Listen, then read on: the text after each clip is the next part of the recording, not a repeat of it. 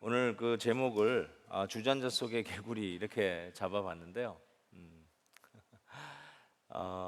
개구리를 주전자에 저렇게 잘 삶아서 먹는 방법은 펄펄 끓는 물에 이렇게 던지는 게 아니라 미지근한 물에서부터 살살 데우면 여기가 좋사오니 하면서 저렇게 해수욕을 즐기다가 이렇게 어느 순간에 싹 익어가지고 둥둥 뜬다는 겁니다.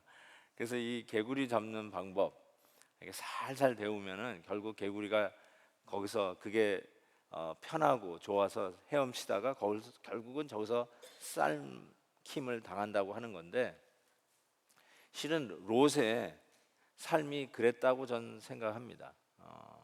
여러분이 알다시피 아브라함과 헤어지면서 그는 이 소돔과 고모라 땅을 선택을 했습니다.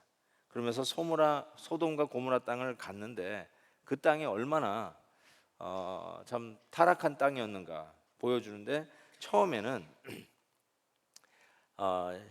창세기 13장 12절에 보면 아브라함은 가나안 땅에 거주하였고 롯은 그 지역의 도시에 머무르며 그 장막에 옮겨 소돔까지 이르렀더라.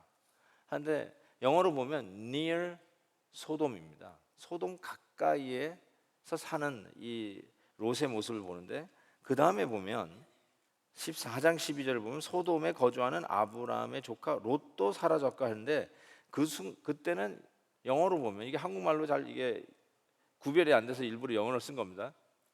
near 소돔이 아니라 in 소돔이 됩니다.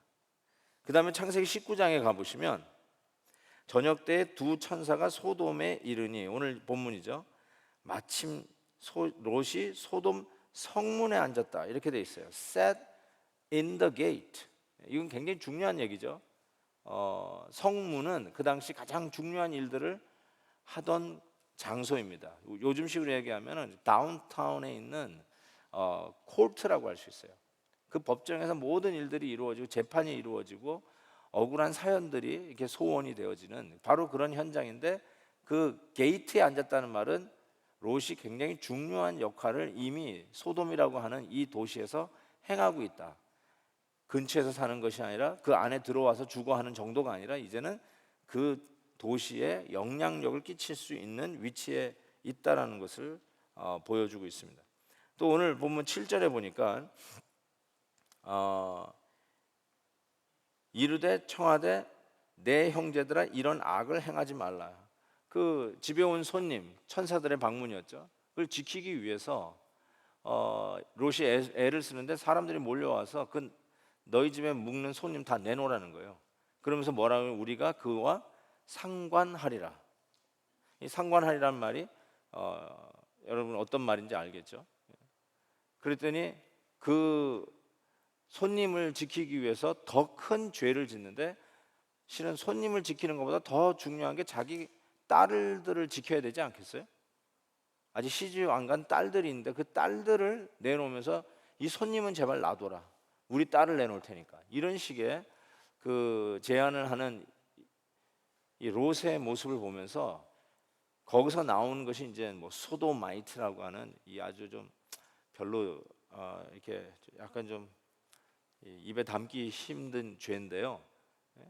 참 이런 끔찍한 이런 성적인 죄도 여기서 나오면 이 소돔에서 나오는 이런 단어가 되어버렸죠. 그러니까 아주 그냥 난잡한 죄를 이야기하고 있습니다. 자, 이와 같이 보면은 처음에는 거기까지 안 갔는데 점점 깊이 들어가는 이 모습을 보면서 결국은 나중에 이 소돔이 멸망하는 것을 보게 됩니다. 한 가지 우리가 주목해 보고 싶은 것은 베드로 후서에 보면 말이죠, 롯을 이렇게 표현합니다.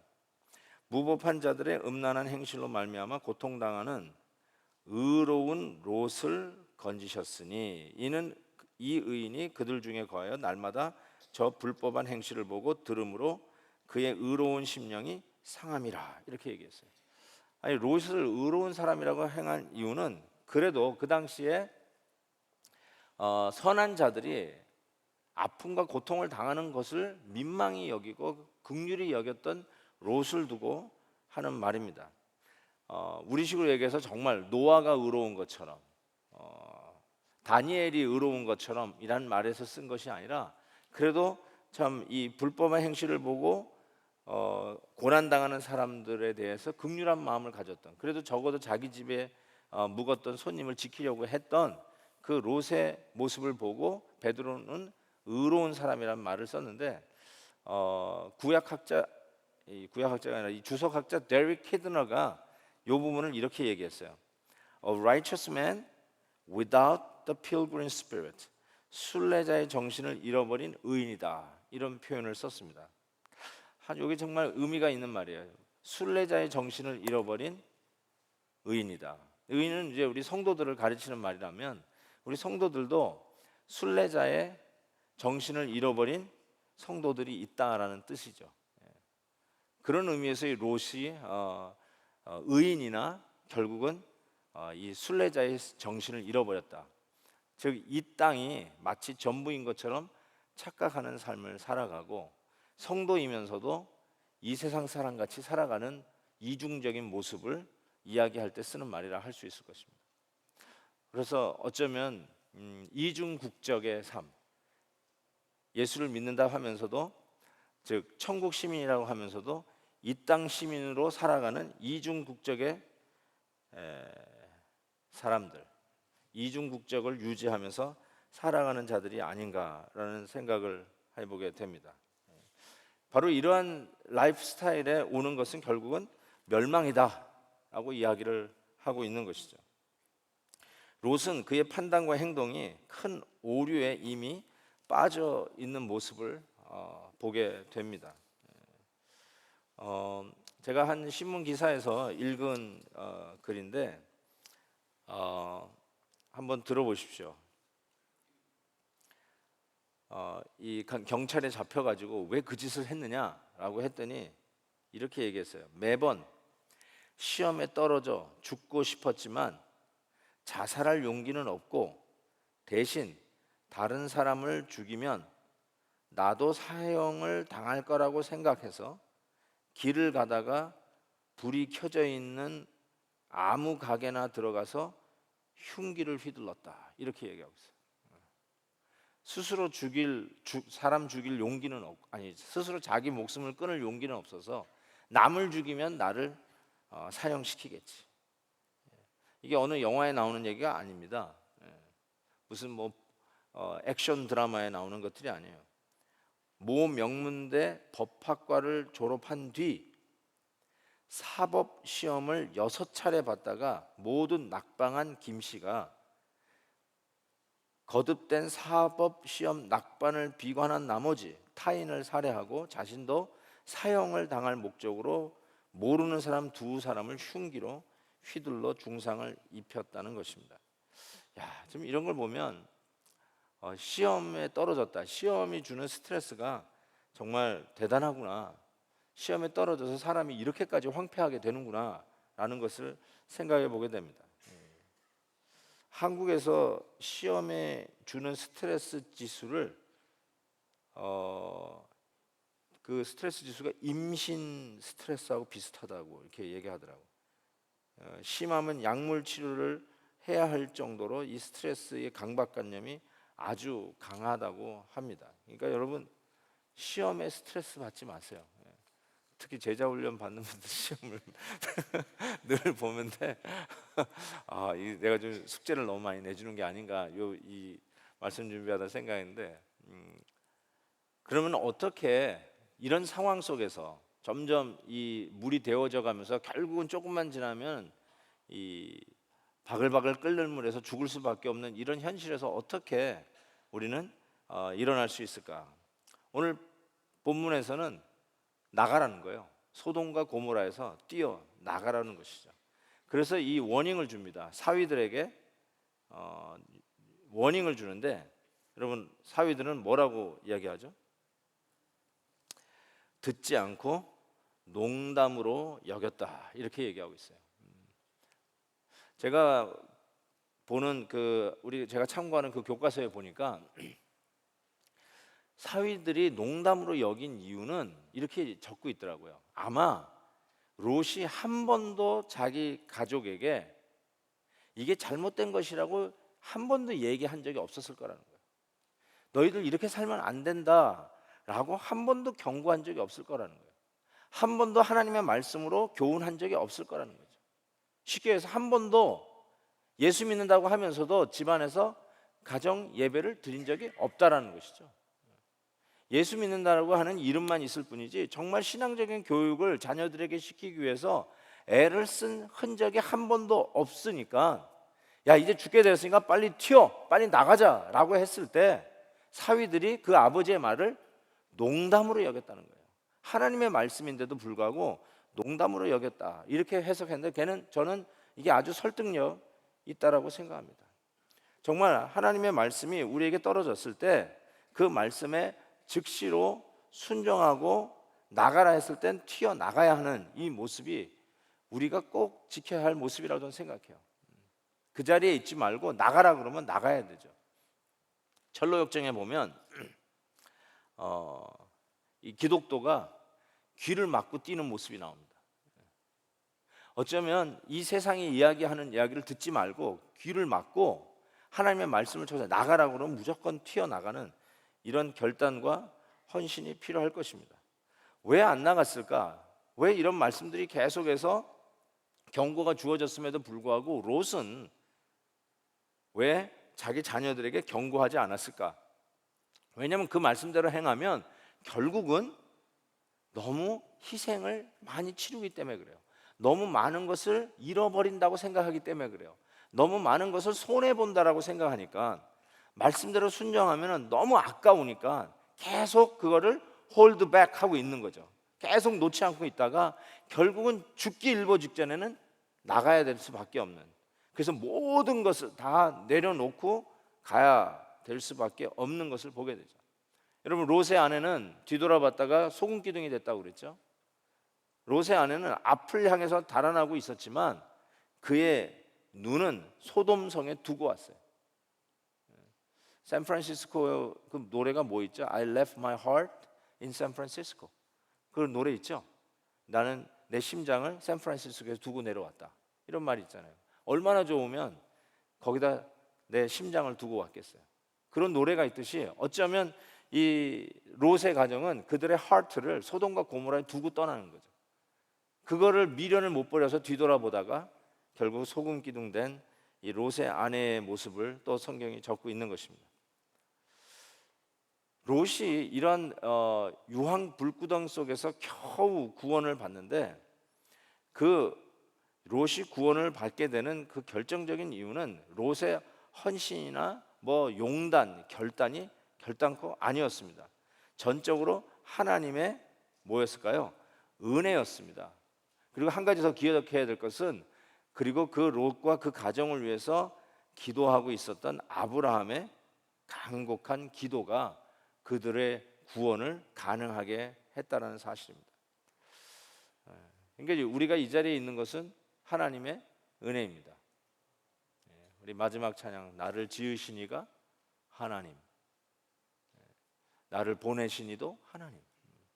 정말 그 고백 하나하나 생각해 보면 어떤 나의 결단과 노력의 어떤 공로로 이루어진 게 아니라는 것을 다시 한번 깨닫게 됩니다. 자, 우리 역시 그런 삶을 생각해 볼 때 우리가 이 자리에 있는 것 역시 하나님의 은혜고, 그 다음에 우리에게도 중보 기도자가 있어요. 바로 예수 그리스도십니다. 예수님이 바로 우리 안에 우리를 위해서 끊임없이 중보하고 계시는 중보자이시기 때문에 그렇습니다. 누가복음에서 이 롯의 시대를 이렇게 얘기했어요. 그러나 내가 너를 위하여 내 믿음이 떨어지지 않기를 기도하였노니 너는 돌이킨 후에 내 형제를 굳게 하라, 이렇게 얘기했고요. 이 기도에 대한 이야기를 하면서 계속해서 뭐라고 얘기하냐면, 또 롯의 때와 같으리니 사람들이 먹고 마시고 사고 팔고 심고 집을 짓더니 롯이 소돔에서 나가던 날에 하늘로부터 불과 유황이 비오듯 하여 그들을 멸망시켰느니라. 인자가 나타나는 날도 이러하리라, 이렇게 얘기하고 있어요. 여러분, 지금 이 시대가 어쩌면 서서히 달궈지고 있는 그 개구리를 담은 그 물솥과 같다고 할 수 있어요. 결국 이것이 끓는 날은 망하고 멸망당하는 날인데, 우리를 건져내시는 이는 롯의 시대하고 너무 비슷하다라고 이야기하시면서, 롯의 시대 때 바로 하나님의 은혜와 아브라함이라고 하는 참 믿음의 사람의 기도로 롯이 구원을 받았듯이, 이 시대에도 우리는 어떻게 구원을 받아야 되냐? 하나님의 은혜와 우리를 위하여 중보 기도하고 계시는 예수님의 은혜로 우리가 구원을 받을 수밖에 없다라는 것을 얘기해요. 근데 예수님의 은혜가, 예수님의 중보 기도가 가능한 이유가 예수님이 바로 우리를 위하여 십자가 지신 사건 때문에 그래요. 우리 가끔 그런 이야기를 듣죠. 어떤 이 지하철이나 이 기차역에서 철로에 빠져 있는 사람을 구원해내기 위해서 한 젊은 청년이 뛰어내려가 가지고 말이죠, 그 철로에 있는 사람을 건져내는 이런 영웅담 이야기를 우리가 가끔 듣습니다. 근데 만약에 여러분, 만약에 그런 누구를 구하기 위해서 들어간 게 아니라, 그냥 저 달려오는 기차에 자기의 몸을 던졌다라고 가정을 한다면, 그것처럼 무모하고 정신 나간 일이 없어요. 그렇죠? 아무런 뜻도 없이, 어떤 아무런 목적도 없이 저 달리는 기차에 자기 몸을 던졌다. 그건 말이 안 되는 거예요. 근데 그 몸을 던지면서까지 뭘 했나 보니까, 지금 안 그러면은 달리는 기차에 치여 죽을 수밖에 없는 사람을 건져내기 위해서 자기의 목숨을 걸고 뛰어내렸다는 것이에요. 그러면서 그 사람을 건져내 주면서 기차에 치였어요. 그랬을 때 우리가 그 사람을 향해서 영웅이라고 불러요. 그의 그 희생적인 사랑에 감복을 하는 것이죠.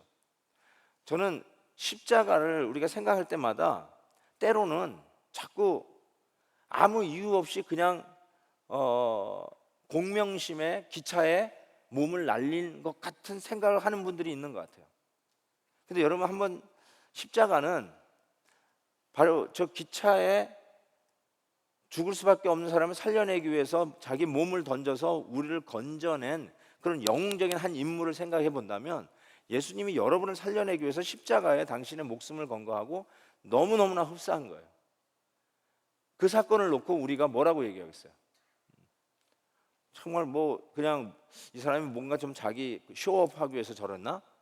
자기 잘난 걸 한번 내가 이렇게 용기 있는 사람 보여주기 위해서 그랬나? 이렇게 착각할 수 없지 않습니까? 우리를 위해서 십자가를 지신 예수 그리스도가 바로 우리를 위해서 오늘도 중보 기도하기에, 이 마지막 때에 타락해 가고 있는 시대에 멸망받는 소돔과 고모라와 같은 이런 문화들이 판치고 있는 이 시대에 하나님의 그 은혜로만 우리는 다시 구원을 얻을 수밖에 없다라는 것입니다.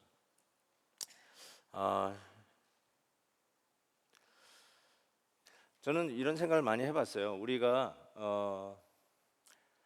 자동차를 타고 다니는 이제 문화니까, 자동차를 타고 다니다 보니까 이런 얘기를 많이 듣잖아요. 우리가 이 자동차 타고 가는 것이 우리의 한 인생으로 그린다면, 여러분의 예수님은 어디에 앉아 계시는 것 같습니까? 여러분이 주님과 함께 동행하면서 살아가는 자라면, 여러분이 운전하면서 가고 있는 자동차 안에 예수님은 어디에 타고 계신 것 같습니까? 한번 생각해 보세요. 많은 분들은 예수님을 트렁크에 두고 다니시는 것 같아요. 그래서 주일날 예배 갈 때 예수님을 끄집어내 가지고 트렁크에 딱 넣어요. 딱 넣고 쾅 닫아요. 그리고는 예배당에 갑니다. 그래서 예배당에서 다시 트렁크 문 열 가지고 다시 예수님 모시고 예배당 안으로 들어갑니다. 예배 드리고 나서, 예수님과 참 즐겁게 예배 드리고 나서 다시 예배 끝나면 집에 갈 때 예수님을 다시 트렁크에 집어넣고 쿵 문을 닫고 다음 일요일까지 기다리고 있는 그런 모습과 같아요. 요거보다 조금 나으면 예수님을 어디다 모시고 다니느냐? 예수님을 뒷자리에 모시고 다니는 거예요. 패신저스에 모시고 다니는 거예요. 요거보다 조금 더 나으면 어디요? 운전석 옆 패신저, 프런트 패신저 속에 모시고 다니는 것 같아요. 그 다음에는요. 이 얘기 하려고 하는구나. 벌써 여러분 짐작을 하셨을 것 같은데, 예수님을 운전석에 모시고 다니는 인생. 그래서 여러분은 옆으로 앉으면서 예수님에게 이제는 내 인생을 운전해 주십시오 하고 예수님이 운전하는 그런 것을 생각해 봤는데, 근데 때로는 예수님이 운전석에 있는데도 불구하고 여러분 그런 거 아세요? 백시트 드라이버가 있어요. 백시트 드라이버가 뭔지 아시죠? 뒤에 앉아서 이리 가라 저리 가라 하는 거예요. 예수님이 가시다가 오른쪽 턴을 했어요. 오른쪽 쫙 했더니 Jesus, 예수님, where are you going? 어디로 가냐고? Going to forgiveness, 용서를 향해서 우회전을 한 거예요. 그랬더니 left turn 하라는 거예요. 절대로 그 사람은 용서 못 하겠습니다. left turn 하라는 거예요. backseat driving 하는 거예요. 예수님이 가다가 또 인터섹션에서 좌회전을 했어요. Where are you going? 예수님, 나는 너그러움을 향해서 지금 좌회전을 했다. 그랬더니 no, 너그러움, no, stingy, 인색함으로 다시 가라고. 뒤에서 막 백시트 드라이빙 하는 거죠. 섬기기를 위해서 드라이빙 하고 있는 예수님에게 예수님, I'm too busy. 이쪽으로 자꾸 뒤에서 백시트 드라이브 하는 거. 한번 생각해 보세요. 여러분의 인생을 운전하고 다니는 저 자동차에 비교한다면 예수님이 정말 어디에 앉아 계십니까? 예수님이 운전석에 앉아 있다라고 얘기하면 그것이 정말 좋은 것 같은데, 혹시 예수님을 운전석에 앉혀놓고는 뒤에서 백시트 드라이빙 하고 있는 분은 아니 계십니까? 우리는 오늘 말씀을 통해서 한번 생각해 볼 게 있습니다. 정말 세상이 점점 이렇게 혼탁해지고 있는 것은 사실 아닙니까? 동성연애에서부터 시작해서 이것이 대법원에서 합법화됨으로 인해서 오는 수많은 혼란들을 한번 생각해 보십시오. 이미 벌써 리퀘스트가 올라왔대요. 나는 우리 강아지하고 결혼하겠다고 그 리퀘스트가 올라왔대요. 남자가 남자와 더불어 여자와 여자와 더불어 결혼하는데 why not animal? 애니멀하고 결혼하는 거는 또 왜 안 되냐? 이게 벌써 올라왔대요. 진짜 소도마이트예요, 소도마이트. 그러다 번뜩 생각한 게, 제가 대학 다닐 때 그 대학교에 갈 때 이게 코나를 돌면 항상 꽃동산 같이 예쁜 동산이 하나 있었어요. 그래서 저게 뭘까 봤더니 나중에 봤더니 그게 개무덤들이에요. 근데 그 개무덤에 꽃이 떨어진 적이 한 번도 없어요. 여러분, 동물은 사계절이 있는데 겨울에도 눈이 덮여 있는데도 거기 꽃이 있더라고요. 그 생각이 버뜩 나더라고요. 야, 정말 개도 꽃들도 안 지도록 늘 묘지에 꽃이 피어 있는데, 야, 진짜 이 부모님 묘지도 하나 없네. 이런 생각이 탁 드니까 좀 마음이 좀 싸해지는데, 그래도 부모님은 천국에 가 계시니까 그런 거 필요 없다. 묘지에 와가지고 뭐 이상한 짓 하지 마라. 나는 저 천국에 있다. 그런 아버님의 그 유언 때문에 좀 다시 하는데, 여러분 한번 생각해 보세요. 정말 이런 시대가 되고 있는 이때에 우리는 과연 어느 위치에 있는 사람인가를 한번 생각해 봐야 되지 않겠습니까? 오늘 이 말씀 끝나고 계속되는 이 찬양을 통해서 여러분이 더 깊이 묵상하면서 기도하는 시간이 참 되었으면 좋겠습니다. 그래서 마지막으로 한번 묻습니다. 우리는 누구와 비슷한가? 첫 번째, 소돔과 고모라 성에서 죄의 생활에 편안함을 누리고 살지만 하나님의 진노의 시한폭ton을 기다리며 사는 사람, 혹은 롯의 아내처럼 결국은 세상의 미련을 버리지 못한 사람,